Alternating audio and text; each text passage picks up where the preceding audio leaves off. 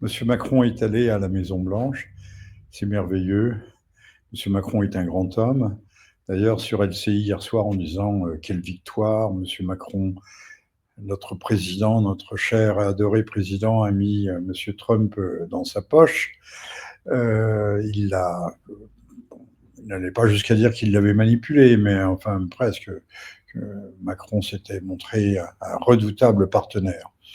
Alors, je vais vous donner mon sentiment sur la chose. C'était intéressant. Je regardais pas l'intégralité de la conférence de presse, mais un petit peu. J'ai scruté d'ailleurs au moment où tout le monde partait de cette conférence de presse et avançait vers la caméra, c'est-à-dire vers le fond de la salle. Je n'ai pas aperçu Candace Owens. Mais il y était, paraît-il, et donc M. Macron n'a pas pu ne pas la voir. Mais Mme Owens n'a pas posé de questions auxquelles M. Macron aurait été bien en peine de répondre ou n'aurait pas répondu, et puis cela aurait constitué une incongruité majeure. Et je pense que les services du protocole ou le département d'État, c'est-à-dire le ministère des Affaires étrangères américain, y aurait mis au préalable son holà. Alors revenons à M. Macron, qui était, comme d'habitude, imperturbable, que personnellement, je trouve un peu vulgaire.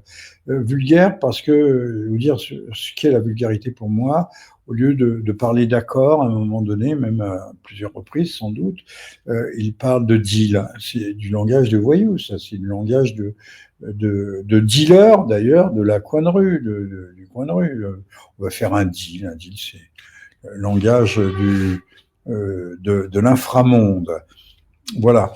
Monsieur Trump, dans la dernière longue intervention de Monsieur Macron, avait l'air de s'ennuyer. Il appuyait sur son oreillette pour se dire comprends-je bien ce qui est en train de se dire. Monsieur Macron, comme d'habitude, baratinait, développait le logoréique. Alors, ce qui est intéressant de savoir, c'est que, en fait, Madame von der Leyen ne pouvait pas être invitée, elle ne l'aurait pas été. Souvenez-vous de son voyage à Pékin, où elle n'a pas été reçue officiellement ou quasiment à la marge, et où elle a repris ses clics et ses claques sur un vol, tout ce qu'il y a de plus commercial, et personne ne la raccompagnant à l'aérodrome, et encore moins sur le tarmac. C'est dire que Madame von der Leyen n'a pas forcément la cote, que ce soit dans le Grand Est, le Grand Est c'est Pékin, ou dans le Grand Ouest, le Grand Ouest c'est plutôt Washington. Donc en fait, la Commission européenne ne pouvait pas intervenir sur ces questions ukrainiennes, puisque la Commission européenne n'a pas de compétences, l'Europe n'a pas de compétences en matière de défense. D'où le débat actuel, faut-il une Europe de la défense, etc., mais ce qui nécessiterait peut-être de refondre les traités constitutionnels ou à caractère constitutionnel européen. Je ne suis pas constitutionnaliste, donc je n'irai pas plus loin sur ce chemin qui pourrait s'avérer être glissant. Alors, et là, je ne fais pas, en parlant de glissance, je ne fais pas référence au poète antillais qui a inventé, qui a créé cette notion de créolisation, enfin elle existait avant lui bien entendu, reprise en chœur par les gens de la France insoumise qui veulent créoliser la France et surtout la France rurale qui devient un désert, et ces gens ont décidé, et ils disent le grand remplacement n'existe pas, mais eux, ils veulent le planifier, ils veulent l'organiser. Hein, on commence à semer des mineurs isolés dans tous les villages de France. Revenons à Washington. Alors, Madame von der Leyen n'était pas là, pas de compétences en matière de défense pour l'Europe, enfin ce qu'on appelle l'Europe, l'Union européenne, qui n'est qu'un soviet européen, avec un politburo. Bon, passons sur cette question. Ni M. Keir Starmer, Premier ministre anglais du Royaume-Uni, puisqu'ils sont sortis de l'Europe. et qui n'ont pas de frontières communes avec l'Ukraine, si je puis dire. Nous, on a des gens qui sont tout proches et qui piaffent, qui poussent des hurlements. Ce sont à la fois les pays baltes et la Pologne, en nous disant que ils vont être croqués tout vifs et que nous serions les prochains. Alors, tout de suite, je m'arrête sur ce point. Les Russes n'ont jamais décrété de mobilisation en Russie. Ce sont à l'issue de leur service militaire, certains peuvent prendre un engagement. Chez nous, on parlait de rempiler quand on faisait son service militaire et qu'on signait pour un contrat. Bon, ils ont sorti des délinquants, voire des criminels de leur prison, à condition d'aller se faire trouer la paillasse en Ukraine. Mais le grand combat de la Fédération de Russie, ça a été non pas contre les forces ukrainiennes qui ont prêté leur main-d'œuvre, si je puis dire, leurs ressources humaines, mais c'est contre les forces coalisées de l'OTAN, États-Unis et toute l'Europe de l'Ouest qui ont fourni armement, missiles, tout le Bataclan, expression consacrée. Mais les Russes n'ont gagné que péniblement, mètre par mètre, village par village, hameau par hameau. Ils sont même pas arrivés jusqu'à Odessa, et on nous fait croire et on continue à nous bassiner les oreilles en nous disant que les Ukrainiens se sont battus pour la sécurité européenne, pour sauvegarder nos libertés, la démocratie. Ils se battaient pour la démocratie. Alors que c'est l'État le plus pourri au monde. On fait commerce des armes, commerce du ventre des femmes, et où les milliards de dollars s'évaporent, puisque M. Trump les réclame à corps et à cri. Ça rappelle Mme Thatcher qui disait « Give me back my money, give me back my money ». Elle trouvait qu'elle avait payé trop à l'Union européenne. Elle avait certainement raison. C'était une femme d'État, c'était un homme d'État, on va dire. Donc, pour parler correctement, il faut dire Mme Thatcher était un homme d'État. Il y en a eu d'autres, mais elle particulièrement. Ce qui ne l'avait pas empêché d'être mère de famille. Elle ne s'était pas fait avorter. C'était une fille de petit commerçant, mais ardente au travail et avec une volonté tenace. Alors, donc, Keir Starmer n'était pas là. Monsieur Scholz, exit Monsieur Scholz. Au moment où se tenait ce G7, ce Scholz, c'est son chancelier allemand, ce G7, il était en train de boucler ses cartons dans son bureau et à déménager. Donc, pour représenter l'Europe, l'Europe des puissances, il aurait pu y avoir Madame Meloni, bien sûr, mais c'était Monsieur Macron qui a été choisi. On va voir pourquoi. Alors, c'est un coup de com pour Monsieur Macron, c'est très bien, il se pose en grand chef d'État.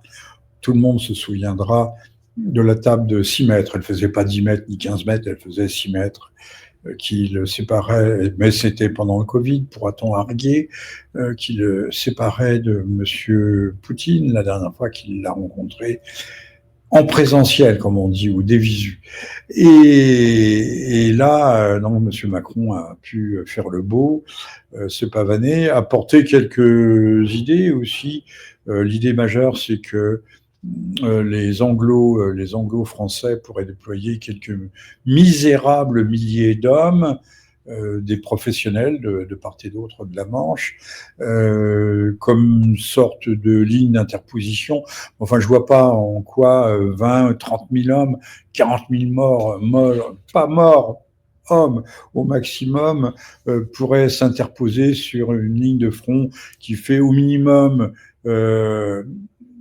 900 km et in extenso qui en fait 1200. Voilà, donc je vois pas très bien à quoi ça rime. On a compris quand même à l'issue de la rencontre Trump-Macron bien les terres rares étaient dans la balance, mais on a oublié de nous dire, on disait « Ah mais le Donbass, ça n'a pas de valeur, c'est déshérité, il y avait des mines de charbon autrefois ». Le Donbass était un cœur industriel, réel, et c'est là où se trouvent les fameuses terres rares que M. Macron, qui devait vouloir faire populaire, a appelé les minerais rares. Non, ça s'appelle les terres rares, point, c'est tout. Puis à côté, il y a des minerais, c'est un autre domaine. Même si les terres rares sont effectivement des métaux rares. Et donc, il faudra bien composer avec la Russie, c'est la Russie qui les vendra, ces fameuses terres rares. Et M. Trump qui en a un urgent besoin pour ces industries de très haute technicité, et tout le monde en a besoin. Je rappelle que malgré les 3 années de guerre, la Russie a continué à vendre de l'uranium à la France et aux États-Unis, qu'il y a toujours du pétrole russe qui arrive de par chez nous. Donc il y a aussi le rideau d'illusion, il y a le décor, hein, le décor qui cache des faits. Alors on ne va pas dire qu'il y a une complicité entre, comme beaucoup se sont empressés de le faire, une complicité entre M. Poutine et M. Trump. Voulez-vous voir une complicité? Non, ce sont des gens réalistes.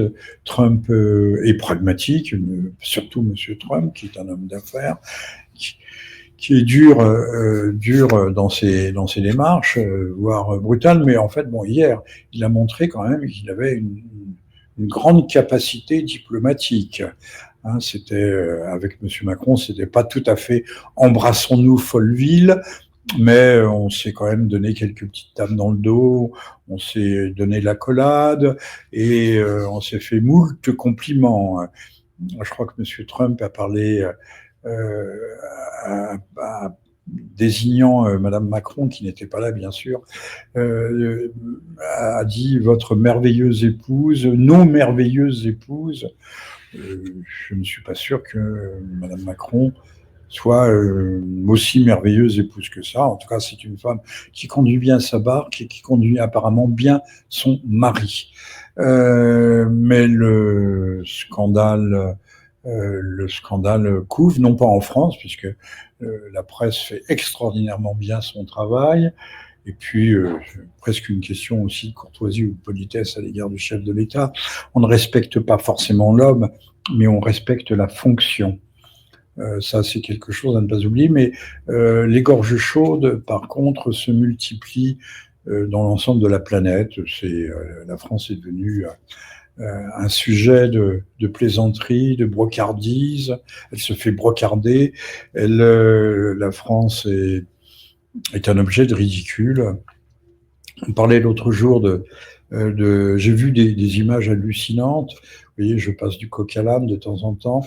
Au pied de la Tour Eiffel, les policiers se faisant caillasser, mais pas avec pas des petits cailloux, des grosses pavasses, parce qu'ils avaient tenté d'arrêter un vendeur à la sauvette, originaire d'Afrique, et ces gens-là font la loi au pied de la Tour Eiffel, devant les touristes du monde entier, ébahis et effrayés à la fois, parce que je dis que en France, on risque de plus en plus de prendre un mauvais coup, et même souvent maintenant un mauvais coup de couteau. C'est extrêmement navrant, mais c'est comme ça, on s'habitue à tout, n'est-ce pas? Comme on s'habitue à ne plus circuler dans Paris, eu égard à Madame Hidalgo, et autour de Paris non plus, puisqu'il y a 50 km/h sur le périphérique, c'est proprement... 70, ça allait encore, mais 50 km/h, c'est proprement effrayant. On voit les gens comme des tortues. On se demande pourquoi on a des bagnoles, on devrait tous avoir des trottinettes. Il faudrait faire la suggestion à cette brave Madame Hidalgo qui aura réussi à meurtrir et même à tuer un peu la capitale, comme M. Macron aura réussi à tuer la France. Alors, la rencontre au sommet entre l'Europe et M. Trump avait été précédée par un G7 qui a été présidé. On a parlé, Monsieur Trump a parlé de faire rentrer la Russie dans ce fameux G7, c'est ce qu'il aurait fait, on serait revenu au format G8, mais ce scandalise tout le monde, hein, puisque j'entends sur les grandes chaînes, certaines grandes chaînes publiques, télévisuelles et autres, que Monsieur Trump, en fait, est l'incarnation même du fascisme. Il a été élu de toutes les façons possibles et imaginables, par les grands électeurs ou par le vote populaire, mais c'est un fasciste. Ben oui, c'est vrai, il faut abolir carrément le vote. Tout le monde nous rappelle que Hitler avait été élu aussi démocratiquement. Mais oui, autre temps, autre configuration. Nous ne sommes plus au lendemain d'une grande crise économique, mais nous sommes plongés malgré tout dans la crise permanente. Alors, ce G7 a été, mais là je ne m'attarde pas sur ce point, a été présidé également par le clone de M. Macron, M. Trudeau, qui est aussi le loser parmi les losers, ce type qui a navré le Canada tout entier. Mais comme je le dis et je le répète, il n'y aura pas d'annexion du Canada. Le Canada va se rattacher tout naturellement aux États-Unis, puisque le Canada n'existe plus, en dehors peut-être un tout petit peu du Québec, ne constitue plus une nation. Il a été tellement inondé, submergé d'immigrés de toutes parts, notamment asiatiques, que qui va défendre? Il n'y a plus rien à défendre au Canada. Surtout pas l'idée nationale. Donc, tant qu'à faire, autant bénéficier, je ne dis pas des largesses, mais du régime américain qui a aussi ses qualités, hein. On a un poste d'ingénieur, on le perd le lendemain matin, on est au comptoir d'un grand hôtel, mais on travaille en Amérique. Il n'y a pas de métier en tension. Nous, on a 6 millions de chômeurs, mais on a des métiers en tension. Ça, pour moi, c'est complètement incompréhensible. Les gens qui veulent travailler, comment on fait les boat people quand ils ont quitté le Vietnam en flammes? Ben, ils sont arrivés ici. Il y a des médecins, des ingénieurs aussi, qui sont repartis à la base, presque comme main-d'œuvre, dans des entreprises ou comme infirmiers. Et dans les entreprises, comme ces gens étaient extrêmement sérieux et travailleurs, d'ailleurs, il y a beaucoup de Chinois parmi les Indochinois, qu'on appelait à l'époque des Vietnamiens, et beaucoup de sérieux. Quelques années plus tard, ils étaient presque à la tête de l'entreprise, si ce n'est véritablement, ils en devenaient les patrons. Mais pour ça, il faut de l'ardeur, du courage, et ne pas attendre, ne pas tendre sa sébille, comme fait M. Zelensky auprès de tout le monde. Alors, donc, affaire réglée, M. Trudeau, qui lui aussi est sur le départ, président le G7, on voit bien que le G7, c'est devenu aussi un club de bras cassés, comme cette Europe, avec des gens qui déploient des filets. Je dis des filets parce que c'est plus gros qu'un cordon, des cordons sanitaires pour empêcher la droite dite extrême. Je vois pas en quoi la droite que l'AfD en Allemagne est extrême. Sa patronne, qui parle le mandarin d'ailleurs, qui a travaillé en Chine, elle aussi, c'est un peu une femme à façon Trump, c'est une entrepreneuse et en fait homosexuelle, lesbienne, et vit en Suisse. Donc, elle a tout pour plaire normalement à la gauche, mais non, mais ça suffit pas encore, hein. Non, ce sont des fascistes, des héritiers des nazis. Le mot est répété à satiété sur nos chaînes. Bon, alors, saluons et félicitons quand même le savoir-faire de M. Trump, qui nous a organisé un show. Vous voyez, je parle ce langage ignoble, qui s'appelle le globish, c'est-à-dire il a mis une mise en scène pour essayer de rassurer, de conforter les Européens qu'il ne peut pas totalement s'aliéner. Donc on a choisi M. Macron pour jouer le rôle de Monsieur Loyal. Monsieur Loyal, vous savez, c'était dans les cirques autrefois, il y avait un type en haute forme qui présentait les différents numéros et les artistes et les lions et ceci et cela. Donc, pour jouer les messieurs Loyal, Monsieur Macron était tout à fait à l'aise. Je pense qu'on a, de même qu'on a imposé Monsieur Macron comme co-gérant de la banque Rothschild, le plus jeune, sans qu'il ait fait ses preuves de quelque talent véritable que ce soit, avec des affaires qui ont été arrangées, une acquisition, fusion avec Nestlé, si je me souviens bien, entre autres. Tout avait été arrangé à l'avance. Et de même qu'on l'a propulsé, cet homme, le lapin sorti du chapeau, a été propulsé à la tête du pays qu'on nommait autrefois France, qu'il faut plutôt plus raisonnablement nommer Hexagone. Donc cet homme est propulsé, il a même pas des filets de sécurité. Lui, il a, je ne sais pas, des fils magiques qu'il relie à, peut-être, sans doute, certainement même à la Cité de Londres, c'est-à-dire au véritable cœur financier, au cœur de la mondialisation malheureuse, et qui font qu'il est leur homme lige. Et en tant qu'homme lige, eh bien, on agite la marionnette sur le devant de la scène. Et M. Trump, qui au fond de lui-même doit quand même le mépriser, lui a fait très bonne figure.